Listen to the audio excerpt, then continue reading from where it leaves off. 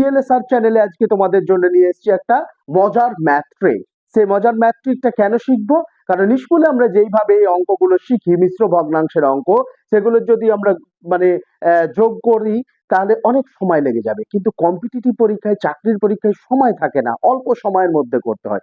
সেজন্য আমাদেরকে ইউজ করতে হয় ট্রিক। তো আজকের অঙ্ক এই মিশ্র ভগ্নাংশের ট্রিকটা দেখে নাও। এই যে পূর্ণ প্লাস ভগ্ন, পূর্ণ প্লাস ভগ্ন দুটো থাকে বলেই তো মিশ্র বলি। তো এরকম যোগ করার জন্য পূর্ণটাকে যোগ করে নাও। 17 আর 15 যোগ করলে হয়ে যায় কত? 32। সেটা বসিয়ে দাও। তারপর এই যে ভগ্নাংশের নিচে 9 আছে আর 7 আছে, 9 আর 7 কে প্রথমে করে নাও যোগ। 7 আর 9 যোগ করলে 16 হয়, সেটা উপরে বসিয়ে দাও। আর 7 আর 9 কে গুণ করলে হয় 7 9 63 হয়। এটা উত্তর হয়ে গেল। বুঝতে পেরেছো? কতক্ষণ লাগলো? 30 সেকেন্ডও না। এবার এটা করো তোমরা একই রকম ভাবে। আচ্ছা, এটা 15 আর 17 দিয়েছি, 18 করে দিলাম। ঠিক আছে? তাহলে 15 আর 18 যোগ করে নাও। উত্তর হয়ে গেল কত? 33।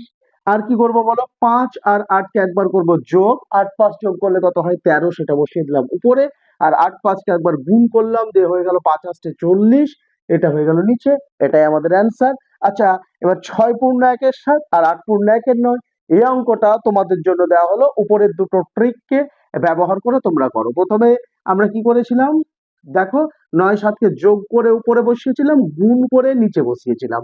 5 আর 8 কে যোগ করে উপরে বসিয়েছি, আর 5 আর 8 কে গুণ করে নিচে বসিয়েছি, দিয়ে অ্যান্সার চলে এসেছে। তোমরা এই অঙ্কটা কষে সবাই কমেন্ট বক্সে অ্যান্সারটা করবে, আমি কিন্তু চেক করব।